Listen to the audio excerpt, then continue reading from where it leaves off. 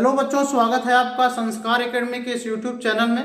Class 12वीं के chemistry से चैप्टर नंबर 5 पृष्ठ रसायन का अगला लेक्चर लेकर आपके समक्ष हैं। और आज की क्लास में हम पढ़ाने जा रहे हैं आपको स्कंदन क्या होता है या उर्डन क्या होता है।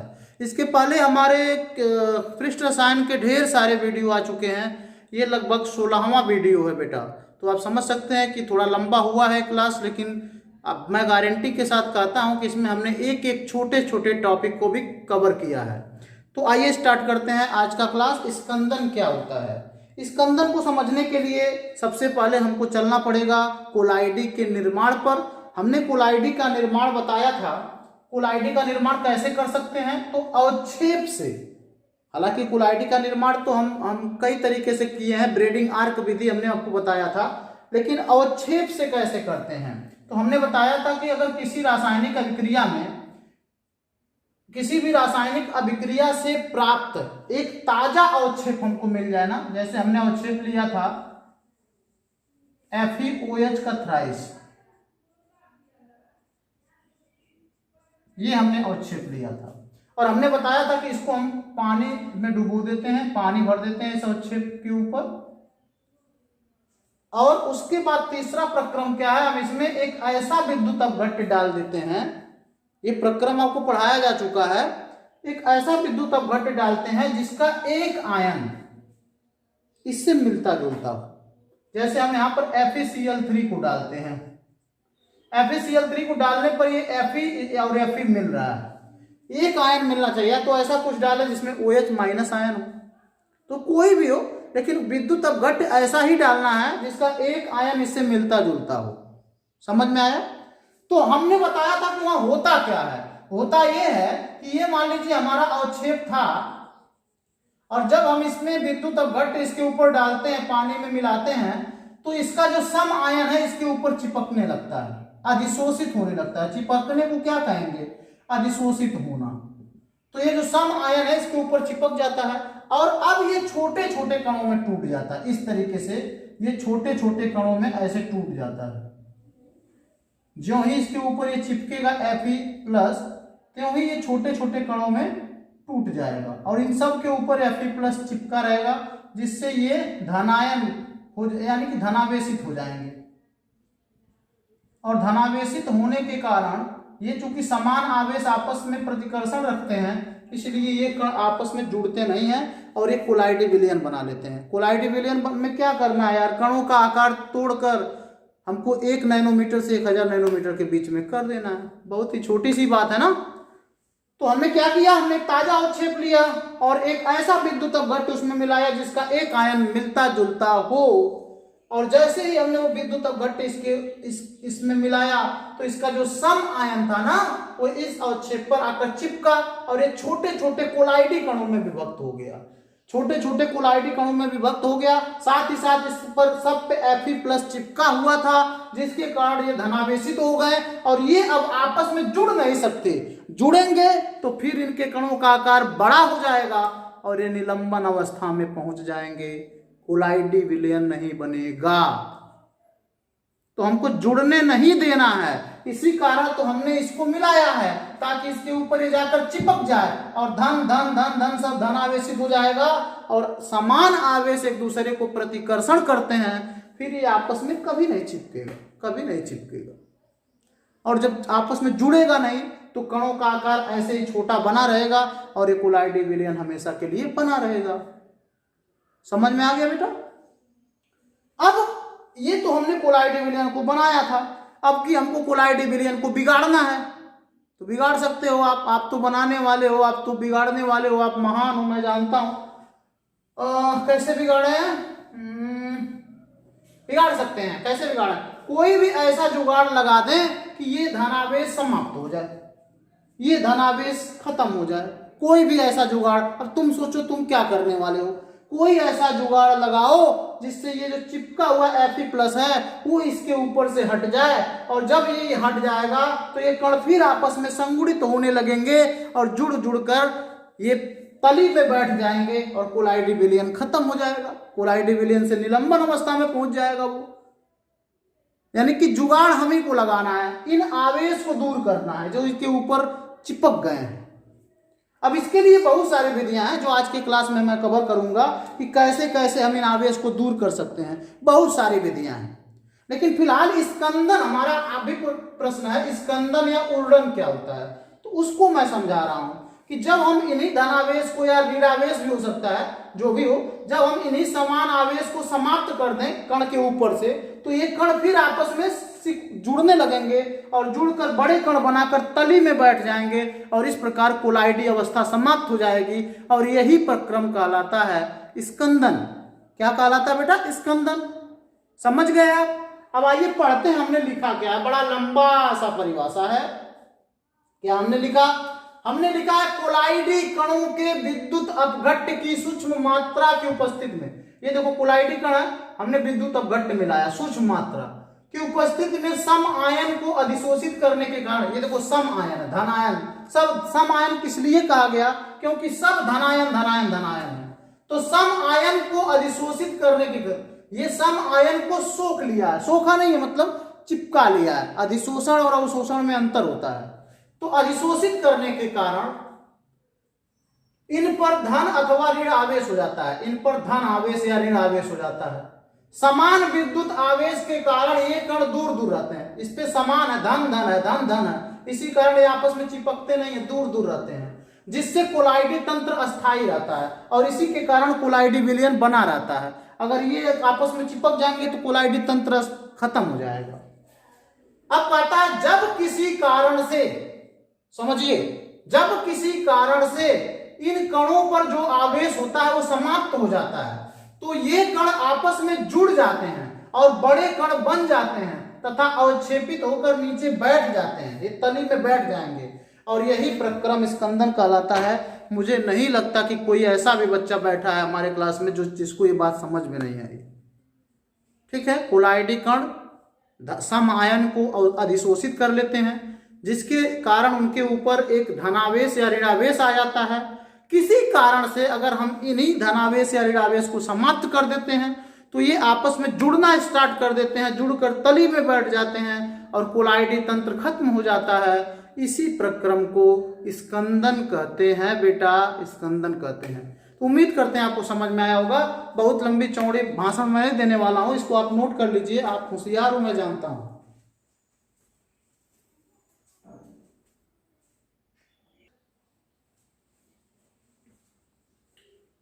देखिए बेटा, स्कंदन के लिए प्रयुक्त विधियां हमने बताया, स्कंदन क्या होता है, और हमने तभी यह भी बताया था कि बहुत सारी ऐसी विधियां हैं जिसके द्वारा हम स्कंदन करा सकते हैं, बड़े इजीली करा सकते हैं। तो बहुत सारी विधियां हैं, इसमें 2 विधियां अभी हमने लिख दिया है, अभी बहुत सारी विधियां, उसका चर्चा हम बाद में करेंगे।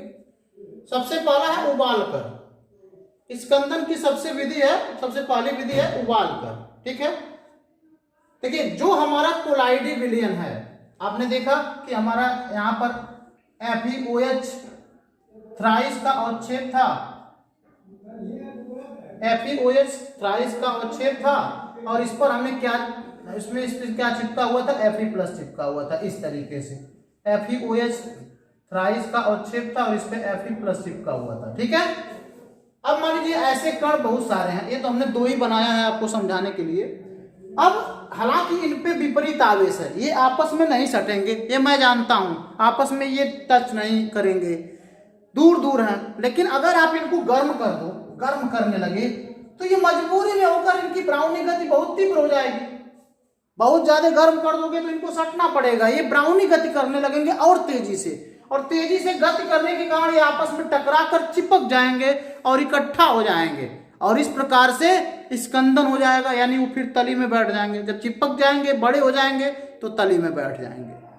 समझने का प्रयास करिए कि जब विपरीत आवेश के बावजूद अगर हम इनको गर्म करने लगे तो ये आपस में टकराने लगेंगे, क्योंकि इनकी ब्राउनी गति, पीछे पड़ चुके हो आप, तो ब्राउनी गति बहुत ज्यादा बढ़ जाएगी और आपस में टक्कर करके ये सट जाएंगे और बड़े कणों के आकार में हो जाएंगे और तली में बैठ जाएंगे और इस प्रकार स्कंदन की प्रक्रिया संपन्न हो जाएगी। यानी यूं कहें तो ये स्कंदित हो जाएंगे, तली में बैठना को ही स्कंदन कहते हैं।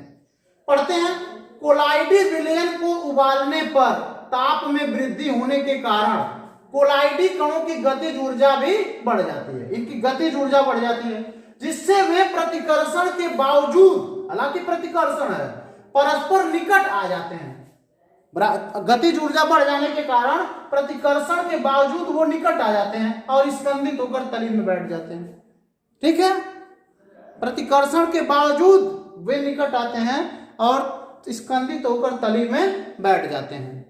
अगला है दूसरी विधि, ये तो होगा गर्म कर दो, कोलाइडी विलयन को गर्म कर दोगे तो स्कंदन हो जाएगा। ठीक है, अगला है ठंडा कर दो। कुछ कोलाइडी विलयन, ऐसा नहीं कि सभी को, कुछ कोलाइडी विलयन होते हैं जिनको बहुत ठंडा करने पर भी वे स्कंदित हो जाते हैं। जैसे उदाहरण दिया गया दूध, दूध को आप बहुत ज्यादा ठंडा करोगे, ठंडा करते जाओ ठंडा, तो जम जाएगा। जम जाने का मतलब क्या, अब तो कोलाइडी रहा नहीं। जमता क्यों है? जमता इसलिए क्योंकि उसकी वसा के जो कण होते हैं, वसा जो दूध में वसा मिला होता है, वो आपस में सटकर बड़े कण में परिवर्तित हो जाते हैं। समझ में आ गया ना?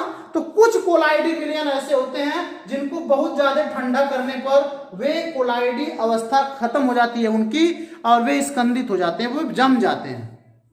तो इन दोनों विधियों को आप नोट कर लीजिए और विधियों का हम वर्णन करते हैं। देखिए, तो हम पढ़ रहे थे स्कंदन की विधियां। ठीक है, बहुत सारी विधियों का हमने चर्चा कर लिया, कुछ विधियां और हैं। तीसरी विधि है विपरीत आवेश वाले कोलाइडी विलयनों को मिलाने पर।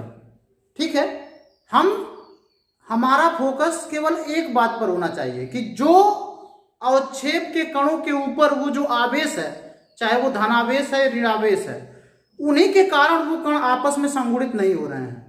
और अगर हम किन्हीं कारण से किसी भी तरीके से उन आवेश को खत्म कर देते हैं तो वे आपस में संगुणित हो जाएंगे, जुड़ जाएंगे और तली में बैठ जाएंगे। तो हमारा फोकस इसी बात पर रहे कि हमको उस आवेश को खत्म करना है। अब जैसे देखिए, यहाँ पर मान लीजिए एक कोलाइडी विलयन है। ठीक है, ये कोलाइडी विलयन किस अवक्षेप का है? अभी पीछे हमने लिया था FeOH का थ्राइस, और इस पर Fe+ चिपका हुआ था, ये आपको पहले बता चुके हैं। दूसरा हम एक और प्रकार का कोलाइडी विलयन लेते हैं जिसमें कोलाइडी कण है किसका, AS2S3 यानी आर्सेनिक सल्फाइड का। यहाँ फेरिक हाइड्रोक्साइड का और यहाँ पर आर्सेनिक सल्फाइड का हमारा ये कोलाइडी कण है, और इसके ऊपर माइनस आवेश है, इसके ऊपर प्लस आवेश है और इसके ऊपर माइनस आवेश है। दो कोलाइडी विलयन हमने लिया है। ठीक है, अब अगर हम इन दोनों को आपस में मिला दें तो ये प्लस माइनस आपस में संतुलित हो जाएंगे, बैलेंस हो जाएंगे, प्लस माइनस उदासीन हो जाएंगे, न प्लस चार्ज रहेगा न माइनस चार्ज रहेगा, यानी इनका ये जो आवेश है वो खत्म हो जाएगा। और इसके अणु जो इस विलयन में ढेर सारे अणु थे फेरिक हाइड्रोक्साइड के, वे आपस में संगुणित होने लगेंगे। क्यों संगुणित होने लगेंगे? क्योंकि उनका आवेश खत्म हो चुका है, उन पर अब आवेश है ही नहीं, क्योंकि आवेश प्लस माइनस से खत्म हो गया, प्लस माइनस से बैलेंस हो गया, प्लस माइनस से उदासीन हो गया, और इसके अणु आपस में संगुणित होने लगेंगे। जो आर्सेनिक सल्फाइड के अणु थे वो आपस में संगुणित होने लगेंगे और इस प्रकार संगुणित होकर तली में बैठ जाएंगे। तो फोकस किस बात पर है? आवेश को खत्म करना।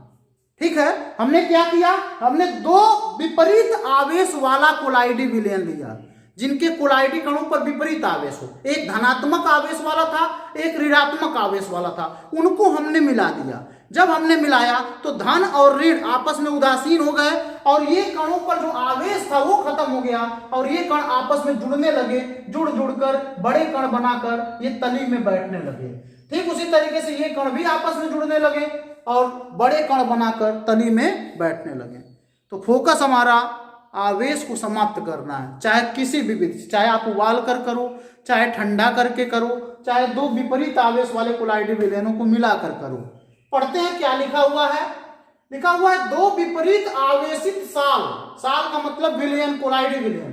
तो दो विपरीत आवेशित कोलाइडी विलयनों को एक निश्चित अनुपात में मिलाकर उनकी उदासीन करने की क्रिया पारस्परिक स्कंदन कहलाती है। उनको विपरीत आवेश को मिलाकर उदासीन कर दिया गया क्योंकि इसमें दोनों साल एक दूसरे का स्कंदन कर देते हैं। दोनों साल क्या करते हैं? दोनों कोलाइडी विलयन क्या करते हैं? एक दूसरे को स्कंदित कर देते हैं, एक दूसरे के कणों को तली में बैठा देते हैं।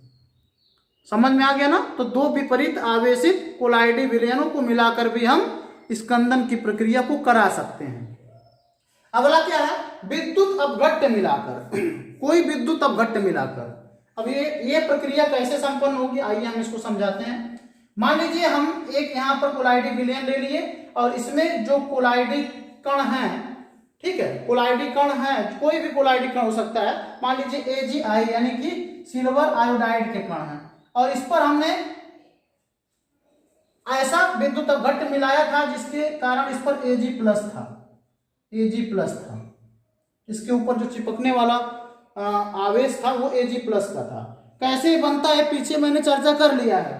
मान लीजिए सिल्वर आयोडाइड का यह अवक्षेप है, तो हम एक ऐसा विद्युत अपघट्ट मिला दिए थे जिसमें Ag था, जैसे AgCl2 मिला दिए थे, सॉरी AgCl मिला दिए थे, Cl2 कहां से होगा, तो मान लीजिए हम AgCl मिला दिए थे, तो यहां पर उस AgCl से Ag इसमें अधिशोषित हो गया था, तो इस पर Ag प्लस चिपका हुआ है, ठीक है।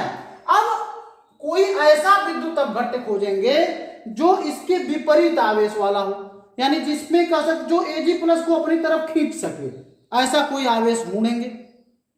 बात समझ में आया?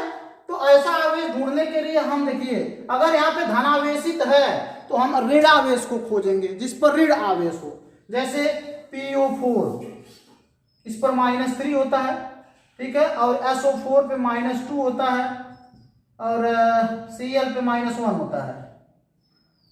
तो ऐसा कोई विद्युत अपघट्ट लेंगे जिसमें ये सब आयन हो, ये आयन हो, ठीक है। जैसे अगर PO4 वाला खोजना होगा तो H3PO4 मिला देंगे, अगर SO4 खोजना होगा इसमें हमको चाहिए तो H2SO4 मिला देंगे, और अगर Cl को ढूंढना होगा तो कुछ भी मिला सकते हैं, AgCl को भी मिला सकते हैं या अन्य Cl को मिला देंगे।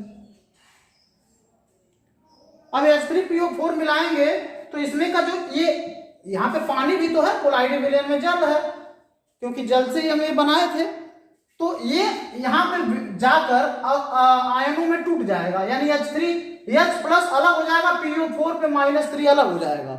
अब ये PO4 का -3 3 Ag को अपनी तरफ खींच लेगा, 3 Ag को क्या करेगा, अपनी तरफ खींच लेगा। या अगर H2SO4 मिलाएंगे तो 2 धन को ये अपनी ओर खींचेगा, NaCl मिलाओगे तो 1 Cl को ये अपनी ओर खींच लेगा, इसमें से निकालने लगेगा, निकालने लगेगा, निकालने लगेगा, और इस प्रकार इस पर से धीरे धीरे आवेश खत्म हो जाएगा, और जब आवेश खत्म हो जाएगा तो ये फिर आपस में इकट्ठा हो जाएंगे, जुड़कर बैठ जाएंगे तली में। समझिए, विपरीत आवेश वाला विद्युत अपघट्ट मिलाना है। इसमें विपरीत आवेश वाला 2 कोलाइडी विलयन ही मिलाए थे, लेकिन इसमें एक ही कोलाइडी विलयन है, इसमें हम थोड़ा सा ये मटेरियल डाल दे रहे हैं। अगर इसमें प्लस चिपका हुआ है तो माइनस आयन वाला मटेरियल इसमें डाल दो, ठीक है। तो हमने कहा कि अगर ये डालोगे तो ज्यादा लाभदायक होगा, क्यों? क्योंकि ये 3 माइनस को खाएगा, इसको डालोगे तो ये 2 ही माइनस को खाएगा, तो स्कंदन की प्रक्रिया तीव्र किसको डालने पर होगी? अगर प्रश्न ये पूछ देता है कि किस इसमें से किस यौगिक को डालने पर स्कंदन की प्रक्रिया तीव्र होगी, इस तरीके से एक उदाहरण देकर पूछ दे तो आप कहिएगा H3PO4 को। क्यों? क्योंकि इस पे 3 माइनस है, 3 माइनस 3 प्लस को खाएगा। अगर इसको डालोगे तो थोड़ी स्लो होगी, क्योंकि ये 2 ही प्लस को खाएगा, और Cl माइनस है, 1 ही प्लस को खाएगा, ठीक है। ये तो था जब धन चिपके, तब जब धन यहाँ पे चिपका रहे तब इन सबको आप मिला सकते हो। लेकिन अगर ऋण चिपका रहे, जैसे कि हम यहाँ पर दूसरा कोलाइडी विलयन लेते हैं, ये भी AgI के ही अणु हैं, यानी सिल्वर आयोडाइड के ही अणु हैं, और इस पर माइनस चिपका हुआ है, कौन सा माइनस? I माइनस चिपका हुआ है मान लीजिए। तो अब इसको स्कंदित करने के लिए कौन सा विद्युत अपघट्ट मिलाओगे? ऐसा विद्युत अपघट्ट मिलाओगे जिसमें प्लस हो, जैसे Al पर 3 प्लस होता है, ठीक है, और उदाहरण ले ले Mg, दूसरे वाले ग्रुप का 2 प्लस होता है, और पहले वाले ग्रुप का भी ले सकते हो, Na प्लस होता है। तो मान लीजिए इसको स्कंदित करना होगा तो आप या तो AlCl3 मिला दोगे, या तो MgCl2 मिला दोगे, या तो NaCl मिला दोगे। ये मिलाकर आप इसको स्कंदित कर सकते हो। क्यों? क्योंकि अगर AlCl3 मिलाओगे तो Al3 प्लस और Cl माइनस अलग हो जाएगा। यहाँ के 3 माइनस को 1 एल्यूमिनियम खाएगा, 1 एल्यूमिनियम पर 3 प्लस होते हैं, तो 3 माइनस को खाएगा वो, ठीक है। Mg 2 माइनस को खाएगा और Na केवल 1 माइनस को खाएगा। तो अगर इसमें पूछा जाए कि किसको डालने पर स्कंदन की गति तीव्र होगी, तो आप कहेंगे Al को, AlCl3 को, एल्यूमिनियम क्लोराइड को। तो हमने क्या देखा, विद्युत अपघट्य मिलाकर भी हम स्कंदन की प्रक्रिया को करा सकते हैं। कोई भी कोलाइड विलयन है उसमें कौन सा आवेश है, अगर ऋण आवेश है, तो इन सबको डाल दो, ये सारे जो यौगिक हमने लिख रखा है। अगर धन आवेश है उस पर, जैसे यहाँ पे धन आवेश था, तो ये ऋणात्मक आयन को डाल दो, जैसे H3PO4 को डाल सकते हो, H2SO4 को डाल सकते हो, NaCl को डाल सकते हो। तो विद्युत अपघट्य को डालकर भी हम स्कंदन की प्रक्रिया को करा सकते हैं। पढ़ते हैं, लिखा है विद्युत अपघट्य मिलाने पर कोलाइडी विलयन स्कंदित हो जाते हैं। विद्युत अपघट्य को मिलाने पर ही कोलाइडी विलयन क्या हो जाते हैं, स्कंदित हो जाते हैं। आपने देखा कैसे स्कंदित होता है। विभिन्न विद्युत अपघट्यों की स्कंदन शक्ति भिन्न भिन्न होती है। अब देखिए, इसकी स्कंदन शक्ति कुछ और है, ये 3 ऋण को खाएगा, इसकी स्कंदन शक्ति कुछ और है, इसकी स्कंदन शक्ति कुछ और है, इसकी कुछ और है, इसकी कुछ और है। तो वही लिखा हुआ है कि विभिन्न विद्युत अपघट्यों की स्कंदन शक्ति भिन्न भिन्न होती है।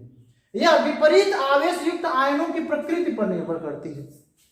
ठीक है, आयनों की प्रकृति, कितना आयन उस पर लगा हुआ है, कितना, जैसे अगर धन है तो ऋण का कितना उसके ऊपर है, उसी के आधार पर हम कहा जाएगा कि वो कितना शक्तिशाली विद्युत अपघट्य है। समझ में आया ना बेटा। तो विद्युत अपघट्य को मिलाकर भी हम किसी भी कोलाइडी विलयन को स्कंदित कर सकते हैं। तो नोट कर लीजिए इसको।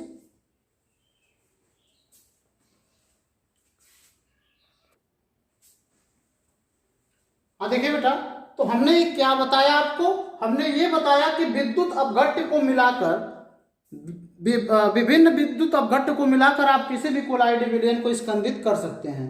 हमने इसमें क्या बताया कि अगर धनावेशित कोलाइडी कण वाला विलयन है, कोलाइडी विलयन है, तो उस पर ऋणावेशित आयन वाला विद्युत अपघट्य मिलाइए। ठीक है, अब इसी को ध्यान में देते हुए हार्डी-सुलजे साहब ने एक नियम दिया। ठीक है, जिसे हम हार्डी-सुलजे का नियम कहते हैं। हार्डी-सुलजे साहब का नियम क्या है, पढ़ लेते हैं। लिखा हुआ, विपरीत आवेश युक्त आयन की संयोजकता जितनी अधिक होगी उसकी साल का स्कंदन करने की शक्ति उतनी ही अधिक होगी। संयोजकता का मतलब उसके ऊपर जो ऋण या धन लगा हुआ है वही उसकी संयोजकता है। ठीक है, यानी इलेक्ट्रॉन को ग्रहण करने की या देने की क्षमता को ही संयोजकता कहते हैं। तो हार्डी-सुलजे साहब ने बताया कि किसी भी विपरीत आवेश वाले आयन की संयोजकता जितनी ही ज्यादा होगी वो उतना ही स्कंदन करने की क्षमता वाला होगा।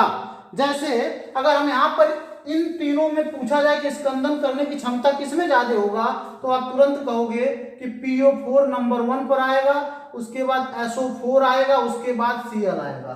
इन तीनों में मैं पूछूं तो आप कहोगे Al नंबर 1 पे आएगा एल्यूमिनियम, मैग्नीशियम नंबर 2 पे आएगा और सोडियम तीसरे नंबर पे आएगा। यही हार्डी-सुलजे साहब ने बताया था कि अगर किसी भी कोलाइडी विलयन को आपको स्कंदित करना है तो उसके विपरीत आवेश वाला आयन ढूंढिए, जैसे हमने यहां ढूंढा, और उस विपरीत आवेश वाले आयन की संयोजकता जितनी ज्यादा होगी, उस पर जितना ही ज्यादा प्लस या माइनस लगा होगा उतनी ही ज्यादा उसकी स्कंदन करने की क्षमता होगी। यही हार्डी-सुलजे साहब का नियम है कि जितना ही ज्यादा उस पर प्लस या माइनस होगा उसकी स्कंदन करने की क्षमता उतनी ही ज्यादा होगी। ठीक है, तो समझ पाए होंगे, बहुत ही आसान है कि विपरीत आवेश वाले आयनों पर जितनी ही ज्यादा प्लस या माइनस लगा होगा उसके स्कंदन करने की क्षमता उतनी ही ज्यादा होगी, जैसा हमने लिख भी दिया है। तो इन सबको नोट कर लीजिए।